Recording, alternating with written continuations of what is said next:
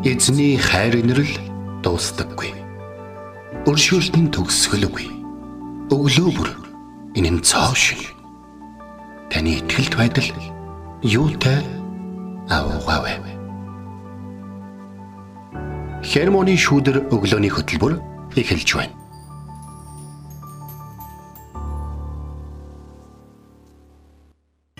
Өглөөний мэнд төргий. Итгэл радиогийн эфирээс Хермоны шүүдэр өглөөний хөтөлбөр эхлэхэд бэлэн болсон маань. Эфирт пастор сайн авлан хөтлөгч Омын нар ажиллаж байна. Сонсогчдаа сайхан амарсан уу? Танд шинэхэн өглөөний мэндийг хүргэе. За тэгээд та бүхэн өнөө өглөө би нэг асуултаар эхлэмээр санагдлаа. За тэр бол юу гэхээр ер нь босоод зүүдэлсэн байвал яадаг вэ? Тэ зарим хүн ингээд зүүд янз бүрээс шалтгаалаад ингээд тухгүй мохгүй болонготой тэр өдрийг тэр чигээр нь бужигнуулах гэдэг шүү дээ, тэ. Хэрвээ ямар нэгэн зүүд та зүүдэлсэн бол тэгээд энэ таны амьдралын санаа зовлт та холбоотой бол энэ та бүхнийг өглөө босонготой зүүд болон нойрсолтынхаа талаар их залбирдаг байгаасаа гэж болох гэж байна. Тэгээд учир нь зүгээр бодолд санаа зовоод явжсэн зөв сүүлдээ бүр зүүд болох хэмжээнд очно гэдэг бол таныг дотор үндэ, тэ. Одоо сүнсний амьдралдаа анхаарал тавиарай гэж байгаа эзний сануулга гэдгийг бас хэлмээр байна. Тэгээд өглөө босоо тийм зүүд хэрэг зүүдэлсэрсэн байх юм бол залбирч байгаарай гэж бол хэлмээр байна. Харин ер нь урд нь яадаг байсан бэ гэдгээ та бүхэн бас бичиж болно шүү. Тэглэх байх уу? Тэгээд бидний зүүд юу хүртэл одоо эзэн тэрээр ингээд ажилласаа одоо сайн амралт гэдэг бол бас эзний өрөөл байдаг. Тийм болохоор сонсогчдаа бас сайхан амарсан байхаа гэж найдаж байна. Тэгээ сайхан амраагүй бас бие махбод ядралтай байгаа л үнэхээр бас цаг гаргаж амраарай. Биднэрт бас тэр амралт гэдэг зүйл маш чухал байдаг. Учраас бас өөртөө анхаараасай гэж хүсэж байна. За тэгээд Колоса намаас бид өнөөдөр үзэж явж байгаа. Тэгээд Колоса нам их гоё ном юм аа, тэ богинохон. Тэгсэн нэг маш одоо яг ишлэл гэж ихэндээ байгаа гэж гисэн нэг өгүүлбэрт маш их олон зүйлүүдийг одоо багтааж бичсэн. Та хамгийн гоё нь юу вэ гэхээр бичиж байгаа хүмүүсээ маш их юм үнэлж бичсэн, тэ. За бид нар ингээд заримдаа ингээд за чи өстой ийм шүү, тийм шүү, чаднаа маднаа гэдэг хэлэнгуут зарим үртэгдэг шүү дээ. Пүүх намайг ямар дээвэр үнэлж байна, ямар дарамттай юм бэ? Тэ? Вэ арай хэтрүүлж байна, мэтрүүлж байна гэдэг ингээд өгдөг, тэ. Гэтэл Колоса намайг унших юм бол Колоса хотын итгэгчдийг болон Колоса хотын сүмийн одоо үйлчлэгч Филемоник бас дөнгөж саяхан шоронд байж байгаад итгэсэн Өнөөсимийг, тэ, Архипыг. За тэгэл одоо энэ олон хүмүүс байж та одоо Апиа ихчиг, тэ. Тэгээ Духик ч юм уу, тэ. Эдгээр хүмүүсийн энэ үнэлэмж, эдгээр хүмүүсийн бусдад зааж сургана гэж Паулын итгэж байгаа зүйлүүд нь ямар агуу, ямар одоо нэгнийгээ их үнэлж одоо өргөж нөгөөдөл нь ч гэсэн нэгнийхээ итгэлийг ямар их дааж ийш тийшээ явж төлөөлдөг байсан бэ гэдэг зүйлийг Колоса намыг ингээд судлаад бас бэлдэж явах үедээ бол бодлоо. Тэглэх байх уу, тэгээд эзний үгээс хамтдаа суралцахдаа үргэлж одоо талархалтай бас баяр хөөртэй байдаг шүү гэж бас хэлмээр байна. Тэгээд энэ гахалтай өглөө эзэн бидэнд өгсөн байна. Тэгээ бас нэгэн зар гэхүү дуулгахад пресс фестивал маань маргаашаа эхлэх гэж байна. Тэгээд догтлон хүлээж байгаа хүмүүс бас байгаах. Тэгээд оролцохоор бас хүмүүс байгаа бол эзний ивэл дүүрэн бас эзнийг магтан алдаршуулсан тэр амар тайван баяр хөөртэй өдрүүд өнгөрөөсөө гэж та бүхнийг өрөөе. Тэгээд энэ цагт эзний үг рүү орохоос өмнө хамтдаа магтцгаая. Тэгээд та эзний өмнө ирээд түнд магтаал хүндлэлийг өргөөрэй.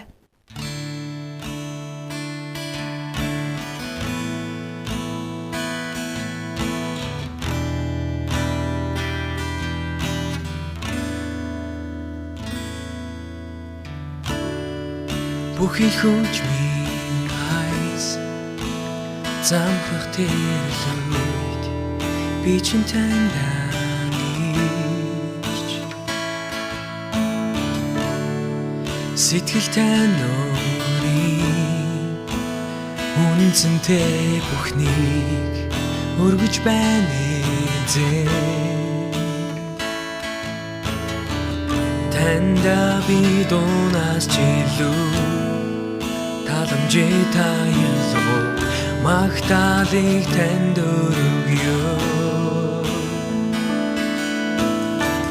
Энэ дэлхийн зүйлсээс ч илүү миний зүрхний гүндээ сэтгэлийг та хайдаг. Сэтгэл минь таныг магтахаар эргэж байна. Энэ бүхэн таны тухай Есүс миний бүх гинүглийг уучлаач эзэн. Бүхэл зүйл минь таны тухай Есүс.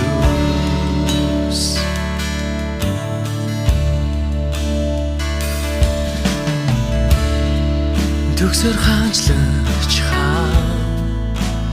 таны үнцнийг илэрхийлэшгүй. Сул дараач гэсэн сүүлчийн амьсгал бүх зүйл минь таны. Танда би дунаас жилүү таламжээ та ялгуу магтаалыг танд өргөё.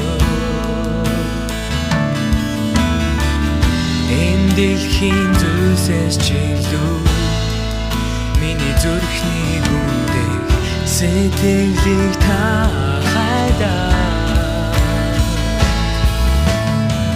Сэтгэл минь таныг магтахаар эргэж байна. Энэ бүхэн таны тухай Есүс миний бүх гинүглийг уучлаач эзэн. Бүхэл зүйл минь таны тухай Есүс. Сэтгэл минь таныг магтахаар эргэж байна. Энэ бүхэн таны тухай Есүс миний бүх гинүглийг уучлаач эзэн. Бүхэл зүйл минь таны тухай Есүс.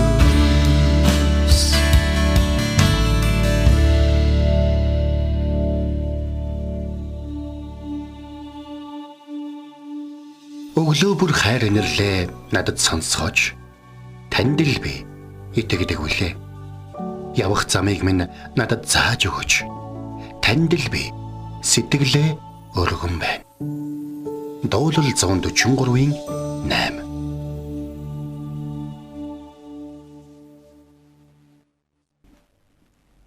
За өнөөдөр бид хамтдаа Колоса 4-р бүлгийн 5-р ишлэгийг үзнэ. За гадныхантаа мэрэгэн ухаанаар цагийг үнэлж харц гэсэн ишлэл байна. За гадныхан гэдэг үг бай. Гадныхан гэдэг үг тухайн үед бол хоёр янзаар хэлэгддэг байсан. За нэгдүгээрт бол ирмэл хүмүүс буюу Израилийн газар нутаг дээр ирсэн хүмүүс байдаг байсан.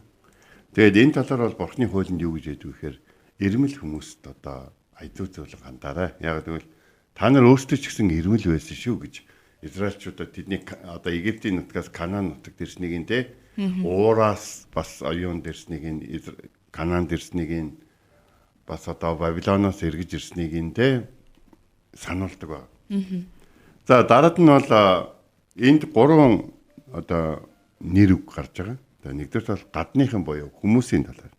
Хоёрдугаарт мэрэгэн ухаан гарч байгаа. Гуравдугаарт цаг гарч байгаа. Тэгээд грек хэлний ч юм уу одоо хэлний онцлог байж магадгүй те гадныхантай мэрэгэн ухаанаар цагийг үнэлж харьц. Харьц гэдэг үг нь ингээд тусдаа үг биш. Урдны үгүүдийг гадныхантай яаж харьцах вэ гэвэл мэрэгэн ухаантай цагийг үнэлжээ гэж хэлсэн байна. За нэгдүгээрт бол ирмэл хүмүүс байдаг те. Ирмэл хүмүүс бол хааны газар байж байгаа хааны газраас ирсэн хүмүүс.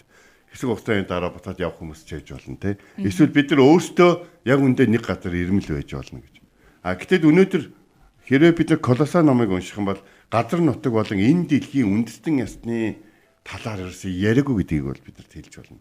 Ягаад гэвэл еврейчүүд номон дээр үжилсэн мэхээр бид бол энэ дэлхий дээр ингээд түр ирсэн хүмүүс гэдэг утгаар бичигдсэн мэт. Бидний бие ч гэсэн ингээд бид нэр ингээд түр ирсэн газар байхан гэж. Бид майхан дотроо амьдарч байгаа буюу энэ махан бие гэдэг бол одоо хэдэн жил дотор нь амьдраад насрахыг мэдгүй те тэр хэмжээгээр амьдарч байгаа түр орон сууц байдлаар бичигдсэн байна. Тэр орон сууц байдлаар бичигдсэн юм чинь одоо энэ бидний одоо маш их юм үнцэнтэй тооцдог олон зүйлүүд бол үннийг хэлэхэд бол Тэнгэрийн хаанчлалын ойлголтоос бол дээгүр зүйлүүд бол биш үү. Колоса 2 дугаар 3 дугаар бүлгийн 2 дээр үг гэхээр газар дээрхийг бус. Газар дээгүрхийг та нар ирэн хайж явах хэрэгтэй гэдэг үгийг бол хэлсэн байд. За тэгэхээр газар дээгүрхийг гэж юу яриад байна вэ гэхээр газар дээрх гэж юу яриад байна гэхээр газар дээр ингээ байгаа байшин байрлал хот орон сууц одоо хэрэм цайз болон газар дээр алхаж явж байгаа хүмүүстэй эдний тухай яриад байгаа. Тэгвэл газар дээгүрх гэж юуны тухай ярихээр Тэнгэрлэг одоо Бурхны хийж байгаа ажлаас аврал болон одоо гайхамшгууд те тэгээд одоо юу гэдгийг физикийн хууль гэж яригддаг одоо те бидний 5 6 мэдрэхүү гэж яригддаг зүйлүүдэд одоо үл баригдах тэр зөвхөн Тэнгэрлэг ертөнцтэй хамаатай. Тэгээд эзний нэгүсэл ерөөлөөр биднэрт ойлгомжтой байдаг тэр зүйлүүдийн талаар ярьж байгаа. Хүмүүс юу ч үтсэн л дээ газар дээрх зүйлүүдийг одоо маш чухал тооцож ингэж үтсэн удаа болоо. Жишээ нь одоо Колоса 3:2 дээр нэг ирмэлц гэдэг үг байгаа. Ирмэлцэх гэдэг үг ч өөр амар ирчүүчтэй үг байгаа байхгүй. Газар дээрх зүйлийг ирмэлцэх гэдэг ч үгээр энэ газар нутгийг энийг өмчлөх одоо энийг өөр юм болгох энийг хуваалцахгүй байх хүчрхэгжих те зөвхөн өөртөө эзэмших гэдэг ч юм уу. Эдгээр бодол санаанууд нь бол газар дээр ирмэлцэх бүр жоохон шунан хүчлэгтэй холбоотойгоор бичигдсэн байдаг. Тэгээд энэ үгийн одоо дээд оргил биднэрт ингээд буруу шүү гэдэг гадраас ургас өөр жимс болох жимсийг хориглосон жимсийг эзнэрээ гимнүгэл үлдээд багсахгүй дараад нь тэг газар дээр одоо цамхаг бариад өөртөө бурханд хүрнэ гэж бодсон энэ газар дээр суурилсан зүйлүүд нь сүулдэ бол хүн төрлөختөнд маш их гайхамшиг бол авчирсан байгаа. Харин бурхантай хамт байгаа бол тэр бүх газар байрлал нь хаана ах намайг бурхантай байгаа бол бүх газар тэнч оршин овг аймагч оршин гэр бүлч оршин хувь хүнч оршин тэнд авралч оршин тэнд хүч чадал ирмэлзлэл мөрөөдөл одоо тэ бүтээн байгуулалт бүх зүйлүүд байна гэдэг л хэрэв бурхан байхгүй бид яг лоттой адилхан байж юм уу газар дээр нэг гоё харагдсан газрыг минийх үрд байна гэж бодтол юунд хэдхэн жилийн дараа байгаа бүхнээ тэр газар дээр алдаад өөрөө тэндээсээ зүхтэн гарч байгаа нөгөө газар нь сүнж байгаа тийм нөхцөл байдал. За тэгвэл ирмэлцэл бол мэдээж болох ч бурхны оршихуй зөвхт байдал ариун амьдралыг бүгдээрээ ирмэлцээ. Тэгэх юм бол бидний амьдрал утга учиртай мөнхийн үр жимстэй байх болно. Тиймээс өнөөдрийн ярьж байгаа гадныхантай мэрэгэн ухаанаар харьцагддаг тухайн үед бол 1-р зууныхын гадныхан гэдгийг харь үндэстэн хар шашинтай хүмүүс гэж бол ойлгодог байсан. Харин Христэд итгэснийхаа дараа хүмүүс нэг зүйлийг ойлгосон. Бидний амьдрал бүхэлдээ сайн мэдээний амьдрал болсон. Бид сайн мэдээ тэр харь үндэстэн болон одоо харь шашинтай тэр хүмүүст тараах өртөө болсон. Яагаад гэвэл биднэрт тараах цаг хэр их байгаа. Тэднэрт сонсох цаг хэр их байгааг бид нар мэдэхгүй байгаа учраас. Тийм болохоор цагийг үнэл гэдэг юм нөхөр хүмүүс хамтдаа үргэлж хамт байдаг учраас хэсэг хамт байх үедээ биендээ те өөрийгөө зөв ойлгуулах нь чухлаа гэдгийг бол энэ Библийн энэ хэсгээр бол хийж. Ялангуяа бидний сайн мэдээ тараагчид, түгээгчид болон сайн мэдээг тээгчдийн хувьд бид нар бол энэ зүйлүүд дээр бол үнэхээр одоо цаг алдахгүйгээр хуваалцдаг байх хэрэгтэй. Хэрэв өнөөдөр за би өөрийнхөө одоо хашаа гишин амьдарч байгаа газараа би 20 жил амьдарч байгаа юм байлаа. За ингээ 20 жил амьдрахаар чинь тэр 90 тойрны хүмүүсийг таньдаг болно да тийм үү. Заримыг нь ингээд яаж эхэлснийг нь таньж яхад тэд нар ч гэсэн намайг яаж эхэлснийг нь таньж байгаа. Тэгээд тэд нар бүгдээрээ намайг Христэд итгэгч гэж мэдж байгаа. За намайг Христэд итгэгч гэж мэдэх нь энгийн асуудал байхгүй. Харин намайг Христэд итгэгч хүнийхээ юу хийдэг вэ гэдгийг мэдэх нь тэдний хувьд бол чухал зүйл, миний хувьд ч энэ чухал зүйл байна. Тийм болохоор хэдэн нэгэн цаг тэд нэр өтөл өвгөн болоод эсвэл эмгэн болоод үр хүүхдүүдтэйгээ ярилцж байхдаа Христийн тухай ярилцах үед манай хөрш нэг сайнаа гэд Христ итгэж залуу амьдарч байсан юм аа. За тэр залуу хүүхдүүдтэй ингэж ханддаг байсан, гэр орондоо ингэж ханддаг байсан. Тэр залууныг ингээл одоо амьдралд нь юу ч тохиолдсон тэр сүмдээ яваал гэдэг байсан. Тэр залууныг ийм залуу байсан. Тэр залуу бид хоёр нэг удааны харилцаж үзээд нэг ийм зүйлийг би ойлгосон гэдэг ч юм уу. Тэр зүйлийг ингээд ярих болно гэж. Тэгвэл өнөөдөр би асуумаар. Эзэн тань руу янз бүрийн хүмүүсийг илгээгээд та танилцаад тэгээд хамт байгаад ажиллаад эсвэл хамтдаа юм бүтээгээд эсвэл хамтдаа алхаад тэгээд хамтдаа уулан давираад те хамтдаа одоо гэдгийг амьдралын янз бүрийн дурсамжуудыг үлдээсэн цагуудыг өнгөрүүлсэн байх.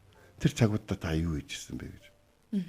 Жишээ нь хоёр дахь хүүгээ хүлээгээд одоо нэгдүгээр эмнэлэг дээр нөгөө нэг ингээд хүлээгээд ингээд дараа гадаа нь аав нар сууж идэг шүү дээ те. Тэгээд аав нар ингээд сууж явах үед тэнд ингээд те одоо бөөрийн өвчтэй энэ хүүхдийг тээж болохгүй гэдэг хахад зөрүүдэлсээр хагаад хүүхдэд тэгээд одоо төргөр болцсон байгаа эхнэр нь орцсон тэгээд тэр нэг залуухан те дүү маань ингээд ямар их ингээд сандраа байж ирснийг би санддаг байхгүй. Би тэрнээс нэг 3 4 л ах байсан боловч бас нэг хүүхэд бас хүлээгээд авсан хүн байсан учраас ингээд тэрнтэй ингээд ярилцаад те тэрэнд урам өгөөд тэрнийг ингээд хоёр талынхаа гэрүүлээс аль алинаас нь айсан те тэр баг хүүтэй болох уу эсвэл өөрийнхөө хайртай хүнийг те хүлээж ирсэн хүүтэйгээ одоо хүлээж авч чадахгүй болох нь гэдэг тийм нөхцөл байдал дотор бүр ингээд давчтаад ингээд байж хат ингээд ярилцаа. Тэгээд те өөрийгөө итгэж гэдгийг хэлээд за ямар ч гэсэн яг уу би бол танай гэр бүлийн төлөө ер нь тайлбарж байгаа шүү гэдгийг ингээд хэлээд тэгээд тэр төрүүлж хүүтэй болоод тэгээд дараад нь би бас хүүтэй болоо те тэгээд дараад нь одоо тэр залуу ингээд дурсаад ингээд явж байгаа шүү. Нэг удаа бит хоёр хаан таалцсан гэхээр дараа нь тулзахтай таалцсан чинь манай хүү одоо том болсон хоёрдугаар ингээд хөвт болсон ингээд явж исэн.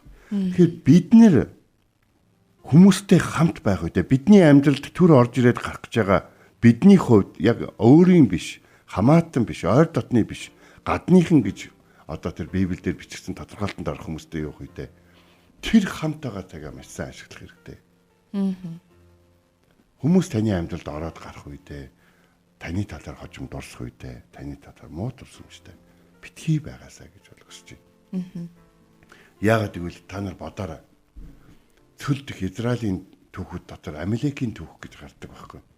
Тэр нь юухээр Израильчууд танай газар нутгаар ингээд дайраад өнгөрч болох уу? Танай газар нутаг дээр бид нар амьдрахгүй. Бид нар өөр газар нутгийг зорж явж байгаа. Гэхдээ танай газар нутгаар дайрах боллоо л доо гэдэг. Ингээд хэлсэн чинь шууд тэд нар дайрсан. Израильчуудад байлдах бодол байгаагүй. Харин Амалекуудад Израильчуудад сайн зүйлийг хийж өгөх боломж байсан байхгүй. Тэгээд дамжин өнгөрдөө газар нутагтаа болж амар амгалан болтлоо те. Одоо таавхан цайн цагныг хүсье гэд ингээд юугаад ингээд өнгөрсөн бол Амалекийн дурсамж газрын хөрснөөс арчигдах хүртлээ тийм одоо муу жишээ болон үлдэхгүй байсан гэж. Тэгэхээр бид нэр цагийг үнэлж харьцах хэрэгтэй. Танд хэрэг цаг үлдээд байгаа. Тэр хүмүүст хэрэг цаг үлдээд байгаа гэдгийг бид нар маш сайн бодох хэрэгтэй. Заавал жоохон ханаад тань. Тэгэд гэр бүлийн радио дээр нэг сэтгүүлч аялаагүй бүүвэ гэж одоо тийм үр хөндлөлтийн эсрэг нэвтрүүлэг хийсэн байхгүй. Аялаагүй бүүвэ. Аюултай. Амар үгтэй. Амар одоо юм хүн сэтгэл үнцөөхтэй. Тэгээд тэр нэвтрүүлгийг хийсэн хүмүүстэйгээ ингээд ийм байвал яахаа тэгээд эдийн байвал яах ингээд нэг юм хүүхд төрүүлэх ингээд тэр хүүхдийг одоо амжруулах хүсэлгүй байгаа юм шиг маш комментууд ирдэг байсан. Тэгээд гэсэн сэтгүүлч юм хэлсээр гаал тэр төслийг бол дуусгасан байна.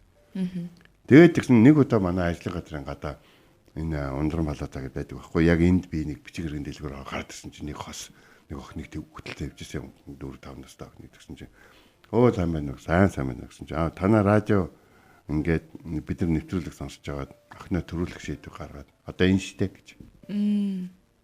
Тэгэхээр ямар нэгэн зүйлийг бурхан биднээр хийлгэхийг хүссэн цаг байгаа. Тэгэл тэр цагт нь хий. Тэр цагт нь хийх юм бол бидний амьдралд ороод ирсэн байгаа бидний ойр дотных гэж бодоагүй тэр хүмүүс тэндээс юм харчаад тэгэд гараа явчихна. Бидний танилцсан төр зүрийн найз нөхдөд бидний амьдралаас биднээс бидний амнаас юм сонсчоод юм харчаад гараа явчихна. Тэгээд тэд нар хаашаач явдгийн хаанч очиж амьдрдгийн тэд нар явж байхдаа газар дээрх зүйлс биш харин дээгүрх зүйлийг бодож явдаг тэдгэр хүмүүс тэднэрт бурхны мэрэгэн ухаан байдаг. Тэр бид нар тэр мэрэгэн ухаанаа харамгүй хуваалцдаг. Яг үндэ тэд ямар нэгэн зүйлийг өмчлөлтгүй. Ягаад бол бурхан нь тэднэрт өгсөн бөгөөд ер нь бол бидний амьдралд байгаа бүх зүйл бурханых гэдгийг ойлгож мэддэг. Тэр гэрчлэлийг бидэнд хийх боломж байгаа. Хийх боломж нь мэрэгэн ухаанаар цагийг үнэлж хүмүүстэй харилцах байхгүй.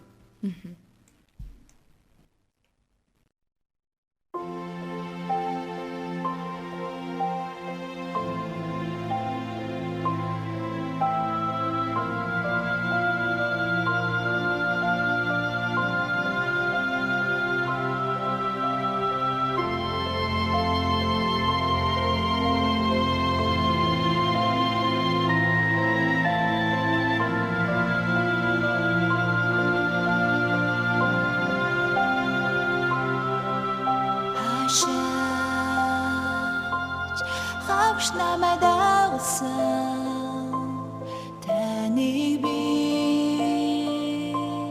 дагна хичнээн зовлон бишэл тулсан тандаа би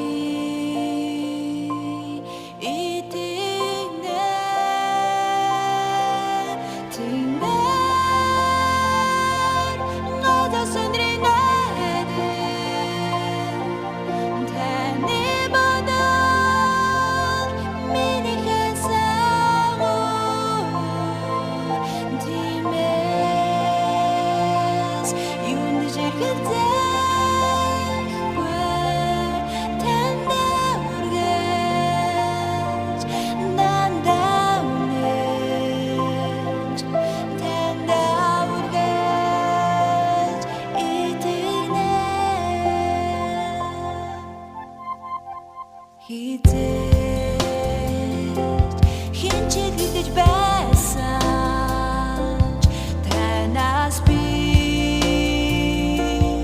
ичихгүй хичнээн жаргал дүрэн байсан таныг би мартахгүй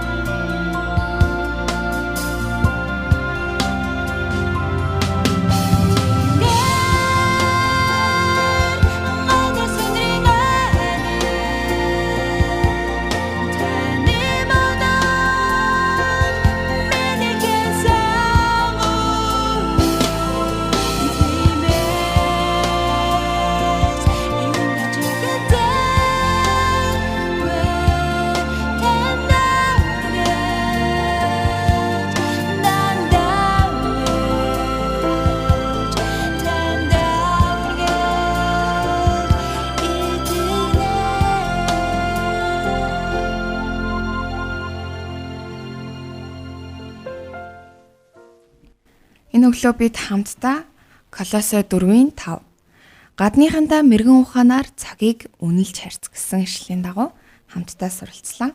Тэгээ бидний амьдралд маш олон хүмүүс замд таардаг, орж гардаг.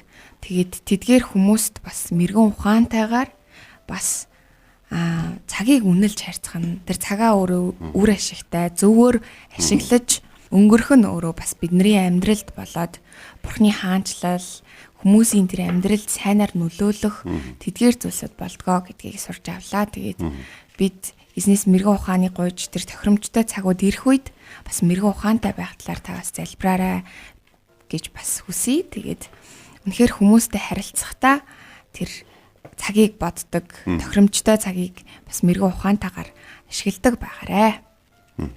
Тэгэхээр ер нь бол ингээд эзний юм. Өөрийнхөө зүгээс хийх ёстой юм хийсэн хүн хүмүүсийн талаар гомдол байсан ч одоо юу гэдэг те өөрийнхөө яг хийх ёстой юм хийсэн цагтаа гомдол байсан ч урам уграл байсан ч гэсэн уучлж өнгөрүүлж бол чаддаг ба. Ягаад гэвэл яг бурхны хийгэр гэсэн юм хийгээ явж байгаа хүн чинь өөрөө нөгөө нэг бурхны гадар сэтгэлийг ойлгодог болж байгаа байхгүй. Намайг чадахгүй мэдэрч яагаад ийм зүйлийг хий гэж байгаа юм бэ? Надад хэцүү байгаа мэдэрч яагаад уучил гэдэг юм. Надад одоо ямар хохиролтой байсныг мэдэрч яагаад намайг одоо инэр гээд байгаа юм бэ? Гэдэг ч юм уу те тийм зүйлүүдийг айгүй их бодож ойлгож байгаа шүү дээ. Тэгээ нэг ийм зүйл ингээд боддог байхгүй. За одоо ингээд шинэ хөтлөгчтэй явж штэ тийм. За. Урд нь ингээд би одоо бэлгээтэйгээ одоо ингээд 12 жил хамт ажилласан байна. 12 жил гэдэг бол хүний амьдралын бас урт хугацаа шүү. Тийм шүү. Тэгээ би ямар ах байсан бол ямар хамт ажилдаг байсан бол хэр зэрэг тусалж исэн бол гэдэг зүйлүүд ч юм уу тийм зүйлүүд ингээд миний хувьд ингээд нодлон штэ. Нодлон би ингээд нөгөө нэг Крисмсийн дараа дандаа юмнуудаа бичиж залбирдаг байхгүй. Тэгээд тэгээд залбирж байхдаа бодож байгаа байхгүй тий. За тэгээд эзэм нэг юм бадруулын залбирал гэж байдیں۔ Та байдаг гэсэн мэдэхгүй. Бурхан минь ингээд хамтдаа танд үйлчилж явах үед тий урмын нугалж цөхрөөж тий одоо яг тийм тухгүй болгож ингэж ийсэн бол та ингээд уучлж өгөөрэй. Түүний өрөөж өгөөрэй, гэр бүлийн өрөөж өгөөрэй, нөхрийнх нь ажилласыг өрөөж өгөөрэй, хүүхдийн өрөөж өгөөрэй гэдэг ингээд залбирч ирсэн ингээд одоо яг ингээд санаж байгаа байхгүй. Ягаад тэгэхээр нэг л өдөр бид нартэй заах нь ч бөөнд нь чамайг баярлуулна. Тэрэн шиг худлаа үг байхгүй заа. Одоо тийм зааштай бөөнд нь нэг гоё ингээд тэрэн шиг худлаа байна.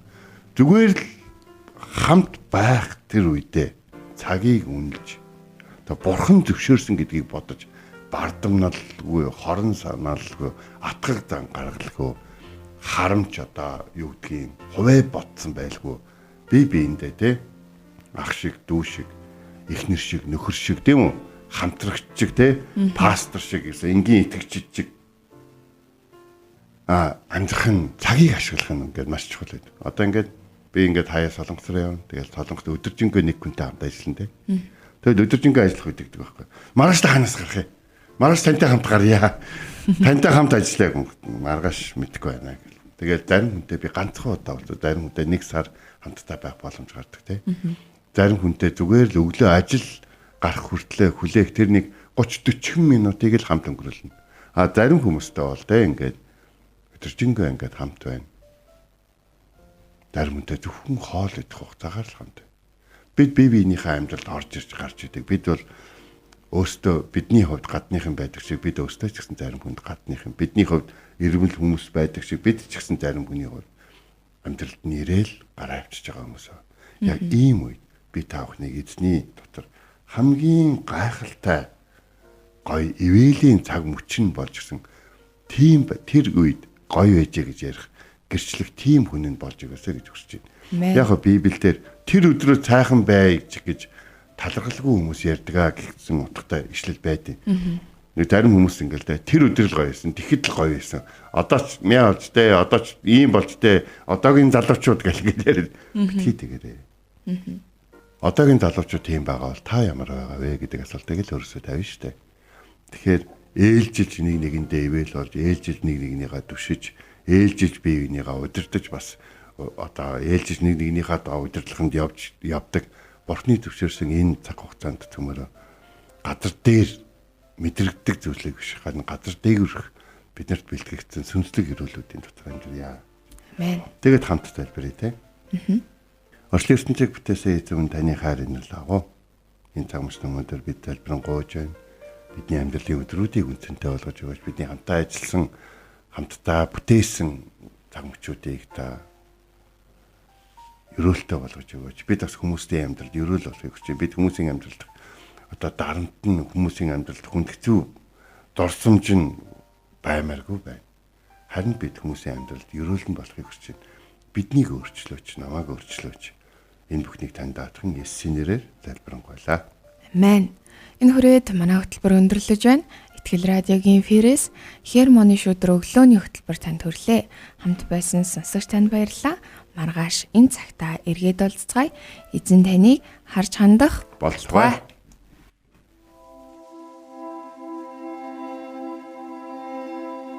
Эзэн зүрхийг чинь Бурхны хайр ба Христийн төвчөрт чиглүүлэх болтугай. Хермоны шүүдэр өглөөний хөтөлбөр танд хүрэлээ.